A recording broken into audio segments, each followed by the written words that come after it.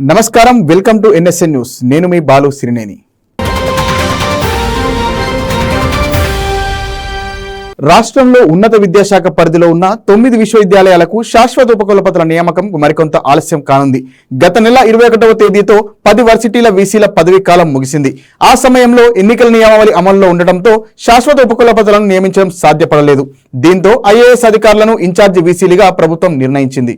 ఎన్నికల నియమావళి సర్రి అమలులో ఉండటంతో ఉన్నత విద్యాశాఖ పరిధిలో ఉన్న రాష్ట్రంలో 9 విశ్వవిద్యాలయాలకు శాశ్వత ఉపకులపతులను నియమించడం కుదరలేదు. దాంతో ప్రభుత్వం కొత్త వీసీలకు బదులుగా ఐఏఎస్ అధికారులను ఇన్ఛార్జ్ వీసీలుగా నియమించింది. కొత్త వీసీలను నియమించేంత వరకు లేదా ఈ నెల 15 వరకు ఐఏఎస్ అధికారుల పదవీకాలం కొనసాగుతోందని ఉత్తర్వుల్లో స్పష్టం చేసింది. 15వ తేదీలోపు కొత్త వీసీలను నియమించకుంటే ఇన్ఛార్జీల పదవీకాలం పొడిగిస్తూ మరోసారి ఉత్తర్వులు జారీ చేయాల్సి ఉంటుంది. వీసీల ఎంపికకు 3 సభ్యులతో కూడిన అన్వేషణ కమిటీలను నియమించి నెల రోజులవుతుంది. ఈ కమిటీలు సమావేశమై ఒక్కో వర్సిటీకి 3 పేర్లను ప్రభుత్వానికి సిఫార్సు చేయాల్సి ఉంటుంది. ఇందుకు మరో 4 రోజులు మాత్రమే గడువున్నా ఇప్పటి వరకు అన్వేషణ కమిటీల సమావేశాల తేదీలే ఖరారు కాలేదు.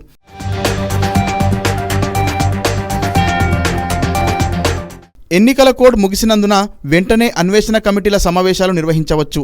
అయితే వీసీల ఎంపికపై ముఖ్యమంత్రి స్థాయిలో చర్చించి తుది నిర్ణయానికి రాలేదని, అందుకే ప్రక్రియ ఆలస్యమవుతుందని తెలుస్తోంది. మరోవైపు కాకతీయ వర్సిటీకి అన్వేషణ కమిటీని ప్రభుత్వం నియమించలేదు. నియామకం జరగాలంటే ఆ వర్సిటీకి పాలక మండలిని నియమించాలి. కానీ మండలి నియామకం కూడా పెండింగ్లో ఉంది.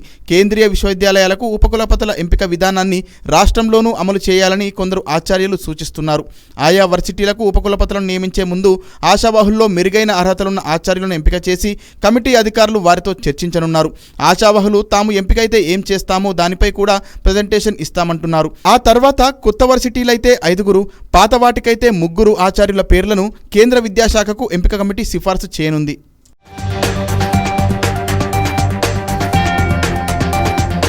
ఏపీ అసెంబ్లీ ఎన్నికల్లో కూటమి ఘన విజయం సాధించింది. అయితే ఎన్నికలకు ముందు కూటమి ఉమ్మడి మేనిఫెస్టో ప్రకటించింది. ఇచ్చిన హామీల అమలు దిశగా 2,000 రూపాయల వరకు పెంచిన పెన్షన్ను జూలై 1వ తేదీన అందించేందుకు అధికారులు కసరత్తు చేస్తున్నారు.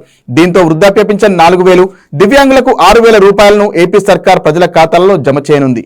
అసెంబ్లీ ఎన్నికల్లో విజయ ఢంకా మోగించిన ఎన్డీఏ కూటమి సర్కార్ ఎన్నికల ముందు ఇచ్చిన పెన్షన్ పెంపు హామీని అమలు చేయనుంది.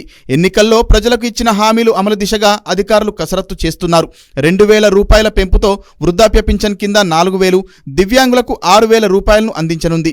పెరిగిన పింఛన్ ప్రస్తుతం రాష్ట్ర వ్యాప్తంగా 65.30 లక్షల మంది పింఛన్ లబ్ధిదారులుండగా ఇప్పటి వరకు పింఛన్ నగదు చెల్లింపులకు గాను గత ప్రభుత్వం నెలకు 1,939 కోట్లను ప్రభుత్వం విడుదల చేస్తూ వచ్చింది.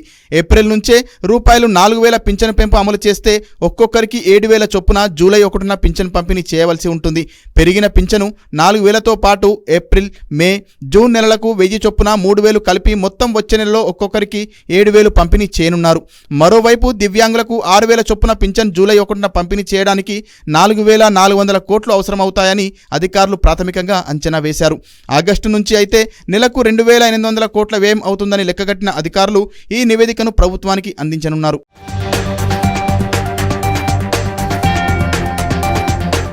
ఇక దివ్యాంగ పింఛనుదారులు రాష్ట్ర వ్యాప్తంగా 8 లక్షల మంది ఉన్నారు. వీరికి ప్రస్తుతం 3,000 పింఛను అందిస్తున్నారు. వీరి పింఛనును 6,000కు పెంచుతామని హామీ ఇచ్చారు. పూర్తి స్థాయిలో వైకల్యానికి గురైన వారికి నెలకు 15,000, కిడ్నీ, తలసేమియా వంటి దీర్ఘకాలిక వ్యాధిగ్రస్తులకు నెలకు 10,000 పింఛను అందిస్తామని కూటమి మేనిఫెస్టోలో పేర్కొంది. వీరందరి వివరాలను వైద్యశాఖ నుంచి పంచాయతీరాజ్, గ్రామీణాభివృద్ధి శాఖ అధికారులు సేకరిస్తున్నారు. ఎస్సీ, ఎస్టీ, బీసీ, మైనార్టీలకు కూడా 50 ఏళ్లకే పింఛను అమలు చేస్తామని ఉమ్మడి మేనిఫెస్టోలో ప్రకటించారు. ఈ సామాజిక వర్గాల్లో 50 ఏళ్లు పైబడిన వారు ఎంతమంది ఉన్నారు అనే వివరాలు కూడా సమీకరిస్తున్నారు. రేపు సీఎంగా చంద్రబాబు ప్రమాణ స్వీకారం చేశాక మంత్రిమండలి కూర్పు జరుగుతుంది. ఆ తర్వాత రాష్ట్రంలో కూటమి సర్కార్ పాలన కొనసాగుతోంది. అనంతరం జూలై 1న పింఛను పంపిణీ సాధ్యాసాధ్యాలపై సర్కార్ నిర్ణయం తీసుకునే అవకాశం ఉంది.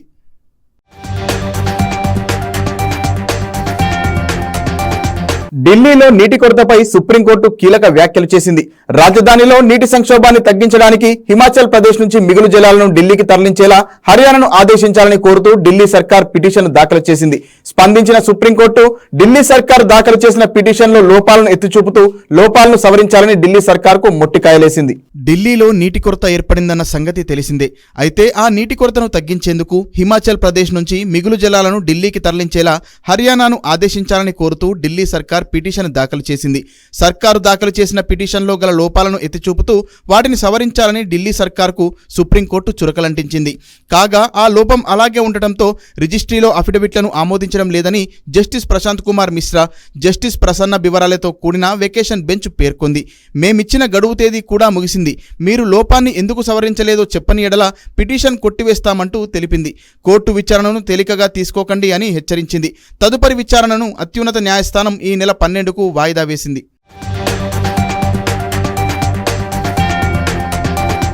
ఇవాళ ఉదయం టీడీపీ, జనసేన, బీజేపీ కూటమి శాసనసభాపక్ష సమావేశం విజయవాడలోని ఏ కన్వెన్షన్ లో జరిగింది. కూటమి తరఫున గెలిచిన 3 పార్టీల ఎమ్మెల్యేలు భేటీ అయ్యారు. ఈ భేటీలో టీడీపీ అధినేత చంద్రబాబును శాసనసభాపక్ష నేతగా ఎన్నుకున్నారు. చంద్రబాబును సీఎం అభ్యర్థిగా పవన్ కళ్యాణ్ ప్రతిపాదించగా 3 పార్టీల ఎమ్మెల్యేలు ఏకగ్రీవంగా ఆమోదం తెలిపారు. ఏకగ్రీవ తీర్మానాన్ని కూటమి నేతలు గవర్నర్ కు పంపనున్నారు. అనంతరం ప్రభుత్వ ఏర్పాటుకు గవర్నర్ ఆహ్వానం పలకనున్నారు.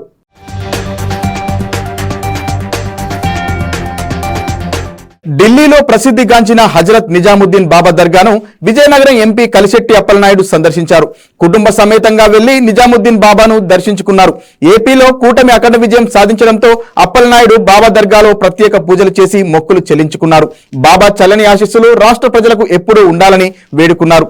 5 ఏళ్ల పాటు కూటమి పరిపాలన సజావుగా సాగాలని అప్పలనాయుడు ప్రార్థించారు.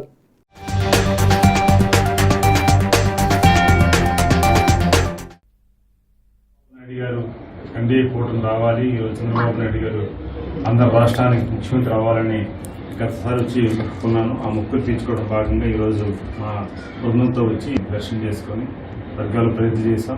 5 ఏళ్ల పాటు బ్రహ్మాండమైన సేవలు అందించాలని, అలాగే ఎన్డీఏ కూటమిని ముందుకు తీసుకెళ్లాలని, బ్రహ్మాండంగా పరిపాలన చేయాలని మొక్కులు తీసుకున్నాం.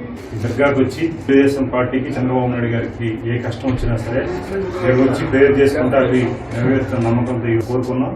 బాబా గారి ఆశీర్వాదంతో నిండుగా వెళ్తున్నాం. రేపు అమరావతికి వెళ్ళి అమరావతిలో ఎల్లుండి వెళ్తున్న ప్రమాణ స్వీకారానికి ఇక్కడ ప్రసాదాన్ని తీసుకెళ్లి చంద్రబాబు నాయుడు గారికి, ముఖ్యమంత్రి గారికి అందజేస్తున్నాం. ఎన్డీఏ కూటమిగా ఏర్పడి టీడీపీ విజయం సాధించింది. కూటమిలో సభ్యుడిగా ఉన్న జనసేన అధినేత పవన్ కళ్యాణ్ పిఠాపురం ఎమ్మెల్యేగా గెలుపొందారు. ఈ సందర్భంగా మంగళగిరిలోని పార్టీ కార్యాలయంలో జనసేన ఎమ్మెల్యేల సమావేశం నిర్వహించారు. పవన్ ను శాసనసభాపక్ష నేతగా ఎమ్మెల్యే నాదెండ్ల మనోహర్ ప్రతిపాదించగా మిగిలిన ఎమ్మెల్యేలంతా ఏకగ్రీవంగా ఆమోదం తెలిపారు. ఇటీవల జరిగిన ఏపీ అసెంబ్లీ ఎన్నికల్లో ఎన్డీఏ కూటమి విజయాన్ని కైవసం చేసుకుంది. టీడీపీ తరపున చంద్రబాబు రేపు సీఎంగా ప్రమాణ స్వీకారం చేయనున్నారు. అయితే కూటమి భాగస్వామ్యంతో గెలిచిన జనసేన అధినేత పవన్ కళ్యాణ్ ను ఆ పార్టీ ఎమ్మెల్యేలు శాసనసభాపక్ష నేతగా ఎన్నుకున్నారు. పవన్ ను శాసనసభాపక్ష నేతగా ఎన్నుకునే క్రమంలో ఎమ్మెల్యే నాదెండ్ల మనోహర్ ప్రతిపాదించగా మిగతా ఎమ్మెల్యేలు ఏకగ్రీవంగా ఆమోదం తెలిపారు. ఇక ఏపీ బీజేపీ రాష్ట్ర కార్యాలయంలో ఆ పార్టీ ఎమ్మెల్యేల భేటీ జరిగింది. ఎమ్మెల్యేలతో ఆ పార్టీ అధ్యక్షురాలు పురంధరేశ్వరి సమావేశమయ్యారు. ఈ సమావేశంలో శాసనసభాపక్ష నేత ఎంపికపై చర్చించారు. అధిష్టానం ప్రకటనకు అందరూ కట్టుబడి ఉండాలని నిర్ణయానికి వచ్చినట్లు తెలుస్తోంది. ప్రజలు కూటమిపై విశ్వాసంతో విజయం అందించారని పురంధరేశ్వరి అన్నారు. సీఎం ప్రమాణ స్వీకార సభకు ప్రధాని మోదీ, కేంద్ర మంత్రి అమిత్ షా వస్తున్నారని చెప్పారు.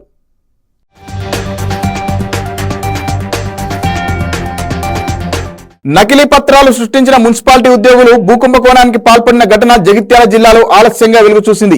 జగిత్యాల మున్సిపాలిటీ కార్యాలయంలో రెవెన్యూ అధికారిగా విధులు నిర్వహిస్తున్న బడుగు ప్రసాద్ తో పాటు మరో 2 అధికారులైన అమీరుద్దీన్, మజాకీర్లను భూకుంభకోణం కేసులో పోలీసులు అరెస్టు చేశారు. హుస్నాబాద్ లో గల 12 గుంటల స్థలానికి సంబంధించి నకిలీ పత్రాలు సృష్టించిన నిందితులు కబ్జా భూమిని విక్రయించగా వచ్చిన డబ్బులు పంచుకునేందుకు ఒప్పందం కుదుర్చుకున్నారు. బాధితురాలు కీర్తి విజయలక్ష్మి ఫిర్యాదుతో కేసు నమోదు చేసుకుని 3గురిని అరెస్టు చేశామన్న పోలీసులు దీర్ఘకాలిక సెలవులో వెళ్లిన మున్సిపల్ కమిషనర్ అనిల్ బాబు, ఇమ్రాన్లు పరారీల్లో ఉన్నట్టు తెలిపారు.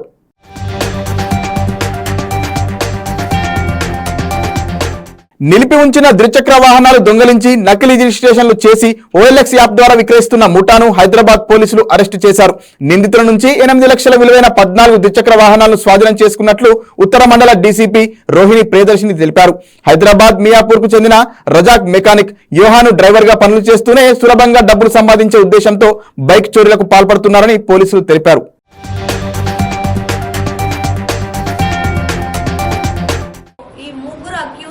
కలిపి మనకు ఇప్పుడు ఇది duplicate registration RC books, RC cards వచ్చి రెడీ చేయడం, అతను రెడీ చేసి ఇచ్చింది. దీనికి వచ్చి ఒక కార్డుకు వచ్చి 1500 రూపీస్ వరకు అతను తీసుకున్నాడు. సో ఇతను ఒక 4 ఆర్సీ బుక్స్ ఇప్పుడు ఈ వీళ్ళ అక్యూజ్డ్కి రెడీ చేసి ఇవ్వడం జరిగింది. సో ఈ అక్యూజ్డ్ ఇద్దరు కూడా రజాక్ అండ్ యోహాన్ ఇద్దరు కూడా యాక్చువల్లీ మోర్ దెన్ 17 కేసెస్ చేసి ఉన్నారు. దాంట్లో 14 కేసులనే మనకు రికవరీ అయింది. ఇంకా కూడా వాళ్ళని రిమాండ్ చేసేసి మళ్ళీ పోలీస్ కస్టడీకి తీసుకొని రికవరీ చేయడం జరుగుతుంది. ఛత్తీస్గఢ్ బలోదా బజార్ జిల్లాలో సత్నామీ వర్గం ప్రజల ఆగ్రహ జ్వాలలు కట్టలు తెంచుకున్నాయి. తమ ప్రార్థనా స్థలం జైత్కామ్ ను ధ్వంసం చేసిన కేసుపై పాలకుల నిర్లిప్తత నచ్చని సత్నామీ వర్గం బలోదా బజార్ లో నిరసన చేపట్టారు. వారి కోపం కట్టలు తెంచుకోవడంతో నిరసన హింసాత్మకంగా మారింది. 200 వాహనాలను నిరసనకారులు ధ్వంసం చేశారు. అధికారిక భవనాలపై వాహనాలపై రాళ్లు విసిరారు. కర్రలతో దాడులకు దిగిన ఆందోళనకారులను పోలీసులు సైతం అడ్డుకోలేకపోయారు. నిరసనకారులు దాడుల్లో కొందరు పోలీసులకు గాయాలైనట్లు తెలుస్తోంది. సత్నామీ ప్రజల ప్రార్థనా స్థలమైన జైత్కామ్ స్తూపాన్ని ఇటీవల కొంతమంది దుండగులు ధ్వంసం చేశారు. ఈ ఘటనపై సిబిఐ విచారణ చేపట్టాలని సత్నామీ ప్రజలు ఛత్తీస్గఢ్ ప్రభుత్వాన్ని డిమాండ్ చేశారు. వారి డిమాండ్ ముందుకు కదలకపోవడంతో ఆగ్రహించిన సత్నామీ వర్గం నిరసనకు దిగింది.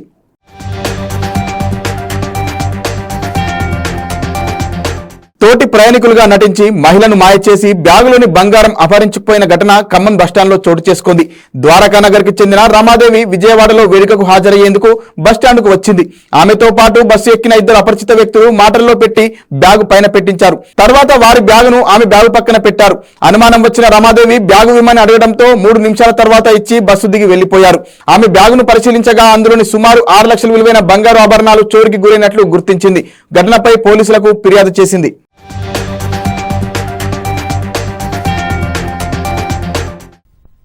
నా బ్యాగ్ పక్కన పెడుతుంటే వద్దులేండి నా బ్యాగ్ ఇచ్చేసేయండి, నా బ్యాగ్లో గోల్డ్ ఉంది, నేను ఫంక్షన్కి వెళ్తా గోల్డ్ తీసుకెళ్తున్నానండి విజయవాడ, అందుకని భయానికి నా బ్యాగ్ నాకు ఇచ్చేయండి నా బ్యాగ్ నాకు ఇచ్చేయండి అని 2-3 సార్లు అంటే వాళ్ళ బ్యాగ్ పెట్టినట్టుగా యాక్షన్ చేస్తే 2-3 నిమిషాలకి ఇచ్చారు బ్యాగ్ ఇస్తే ఇంకొక అబ్బాయి ఏమో కొద్దిగా సీట్ విండో పక్కకు నెట్టండి, గాలి రావట్లేదు సీట్ విండో పక్కకు నెట్టండి అని ఇంకొక అబ్బాయి నన్ను డైవర్ట్ చేశాడు. నాకు అది తెలియలేదు, మామూలుగా గాలి రావట్లేదు ఆగిగుండ బస్సు అని చెప్పి నాకు రావట్లేదు లేండి అర్థం వాళ్ళకి చెప్పండి అని నేను నా బ్యాగ్ నాకు ఏంటంటే ఇచ్చారు. ఇచ్చి అమ్మటే దిగారు. దిగినాక నాకు గోల్డ్ తెచ్చుకున్నాక గోల్డ్ ఉంది కదా గోల్డ్ తీసి ఉందో లేదు చూద్దామని చెప్పి ఒకసారి డౌట్ తోటి తీస్తే గోల్డ్ బాక్స్ ఓపెన్ చేసింది. అడుగుని పెట్టి చీరల్లో మధ్యలో పెట్టిన బాక్స్ పైకే ఉంది. ఏందని ఆ పక్క ఈ పక్క చేయబెట్టుకోవడం చూసి గబగా బస్సు దిగేసరికి బస్ స్టాండ్ కింద డ్రైవర్ కండక్టర్ గారు ఉన్నారు. కొద్దిగా ఏమండి ఇట్లా నా గోల్డ్ ఇప్పుడే దిగారండి మీ ముందే మీరు ఇక్కడే నుంచి ఉన్నారుగా ఇటే వెళ్ళారు రెడ్ టీషర్ట్ నేను బస్సులో ఉండగానే ఇటు నాకు ఎదురుగుండానే కనపడ్డారు ఇద్దరు. అది వెళ్తున్నారని వీళ్ళతో మాట్లాడి మళ్ళీ ఇటు తిరిగేలోపు మాయమైపోయారు. బీఆర్ఎస్ నుంచి కాంగ్రెస్ లోకి చేరిన ఎమ్మెల్యేలపై ఇచ్చిన అనర్హత పిటిషన్ల విచారణపై పూర్తి వివరాలతో కౌంటర్లు దాఖలు చేయాలని స్పీకర్ కార్యాలయానికి హైకోర్టు ఆదేశాలు జారీ చేసింది. స్పీకర్ కార్యాలయంతో పాటు ప్రభుత్వం ఎన్నికల సంఘాలకు ఆదేశాలు జారీ చేసింది. బీఆర్ఎస్ తరఫున ఎన్నికై కాంగ్రెస్ లోకి వెళ్లిన దానం నాగేందర్, కడియం శ్రీహరి, తెల్లం వెంకట్రావు ఎమ్మెల్యేలపై అనర్హత వేసేలా స్పీకర్లకు ఆదేశాలు జారీ చేయాలని ఆ పార్టీ ఎమ్మెల్యేలు దాఖలు చేసిన వేర్వేరు పిటిషన్లపై జస్టిస్ విజయసేన్ రెడ్డి మరోసారి విచారణ చేపట్టారు. పిటిషనర్ తరపు న్యాయవాది వాదనలు వినిపిస్తూ స్పీకర్ వద్ద పిటిషన్లపై విచారణ ఏ దశలో ఉందో చెప్పాలని గత వారం ఆదేశాలు జారీ చేసినట్లు న్యాయమూర్తి దృష్టికి తీసుకెళ్లారు. అనర్హత పిటిషన్లకు సంబంధించి పూర్తి వివరాలతో కౌంటర్లు దాఖలు చేస్తామంటూ అడ్వకేట్ జనరల్ సుదర్శన్ రెడ్డి తెలిపారు. బీఆర్ఎస్ ఎమ్మెల్యేలు దాఖలు చేసిన పిటిషన్లను విచారణకు స్వీకరించిన న్యాయమూర్తి ప్రతివాదులైన సిఎస్ న్యాయశాఖ కార్యదర్శి, అసెంబ్లీ కార్యదర్శి, ఎన్నికల కమిషన్లకు నోటీసులు జారీ చేశారు. తదుపరి విచారణను జూలై 27కు వాయిదా వేశారు.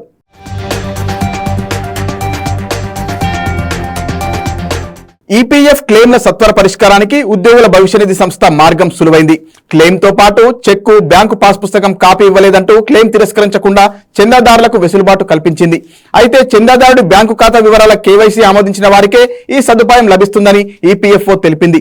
చందాదారుడి ఖాతా వివరాలను బ్యాంకు, ఎన్పీసీఐ, ఆధార్ కేవైసీ ద్వారా ధృవీకరణ పూర్తయిన క్లెయిమ్లను చెక్కు, బ్యాంకు పాస్ పుస్తకం జత చేయాల్సిన అవసరం లేదని వెల్లడించింది. ఆధార్ కేవైసీ పూర్తయిన చందాదారుల క్లెయిమ్లపై బ్యాంకు కేవైసీ ఆన్లైన్లో ధృవీకరణ పూర్తయిందని, చెక్కు, పాసు పుస్తకం జత చేయాల్సిన అవసరం లేదంటూ క్లెయిమ్ దరఖాస్తులో నోటు ఉంటుందని ఈపీఎఫ్ఓ తెలిపింది. ఈ సమాచారం ఆధారంగా ఉద్యోగుల క్లెయిమ్ దరఖాస్తులు పరిష్కరించాలని ఆదేశాలు జారీ చేసింది.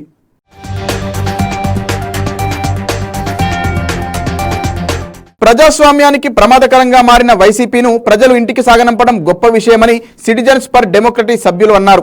రాష్ట్రంలో గాడి తప్పిన పాలనను ప్రజలు ఓ గాడిలో పెట్టారని ఓటు ద్వారా చెప్పారన్నారు. విజయవాడ సిద్ధార్థ కళాశాలలో జరిగిన సిటిజన్స్ ఫర్ డెమోక్రసీ బృందానికి ఆత్మీయ అభినందన సభ నిర్వహించారు. సభ ప్రారంభానికి ముందు అక్షరయోధుడు రామోజీరావు మరణంపై సంతాపం తెలియజేస్తూ 2 నిమిషాలు మౌనం పాటించారు.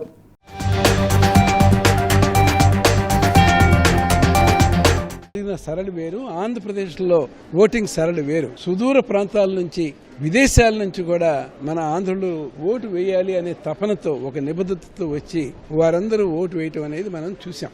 దీంట్లో విజయం ప్రజాస్వామ్యాన్ని విజయం, ఓటర్లదే విజయం.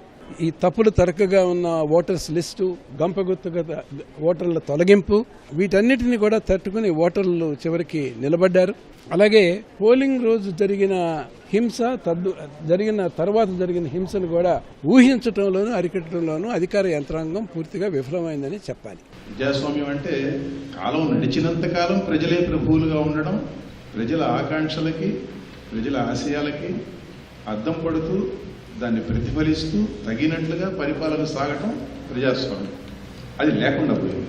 ఈ లేకుండా పోవడంలో 5 ఏళ్లుగా వ్యవస్థల విధ్వంసం జరిగేది. ఆ వ్యవస్థల విధ్వంసం వాళ్ళకి ఆలంబనగా మారింది. ఆ ఆలంబన లేకపోతే ఇది జరగదు. ఈ తరహా అంటే ప్రజలను మూలను కూర్చోబెట్టడం, ప్రజల వాయిస్ని స్టిఫిల్ చేయడం, గొంతు నొక్కడం అనేది జరగదు.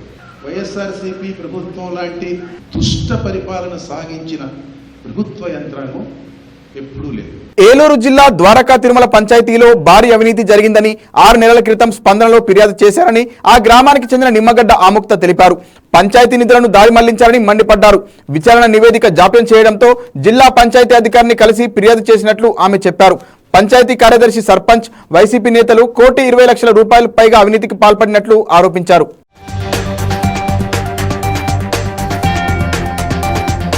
పబ్లిక్ ఫండ్స్ అని నేను కంప్లైంట్ ఇవ్వడం జరిగింది. పంచాయతీ సరౌండింగ్స్ లో ఉన్నది ప్రభుత్వ భూమిని వేరే వాళ్ళకి ఇవ్వడం అనేది జరిగింది. పంచాయతీ అధికారి గాని, అక్కడ ఉన్న వ్యవస్థ గాని ఇంత దారుణంగా, నేనేదో 30 లక్షలు 40 లక్షల స్కామ్ కానీ 1,20,00,000 అనేది ఎవరు ఇదండి, ఎవరు తిన్నట్టు? మేము ఎన్ని కంప్లైంట్లు పెట్టామో ఎక్కడ న్యాయం జరగాలి. ఇప్పుడైనా సరే మాకు న్యాయం జరగాలి. తిరుమల శ్రీవారి ఆలయంలో భక్తుల రద్దీ కొనసాగుతోంది. శ్రీవారి దర్శనానికి 18 గంటల సమయం పట్టనుండగా ఉచిత సర్వదర్శనానికి 31 కంపార్ట్మెంట్లలో భక్తులు వేచి ఉన్నారు.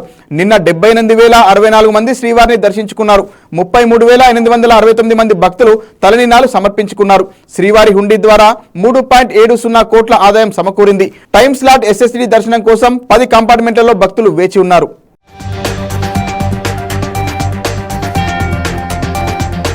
తెలంగాణ టీచర్ ఎలిజిబిలిటీ టెస్ట్ ఫలితాలు రేపు వెల్లడి కానున్నాయి. ఇప్పటికే టెట్ పరీక్షకు సంబంధించిన ప్రైమరీ ఆన్సర్ కీ విడుదల చేయగా దానిపై అభ్యంతరాలు స్వీకరించి తుది ఆన్సర్ కీని రూపొందించింది. రేపు ఫైనల్ ఆన్సర్ కీతో పాటు ఫలితాలను వెల్లడించేందుకు విద్యాశాఖ ఏర్పాట్లు చేస్తోంది. ఈసారి టెట్ పరీక్షలకు 2,86,381 మంది దరఖాస్తు చేసుకోగా వారిలో 2,36,487 మంది మాత్రమే పరీక్షలకు హాజరయ్యారు.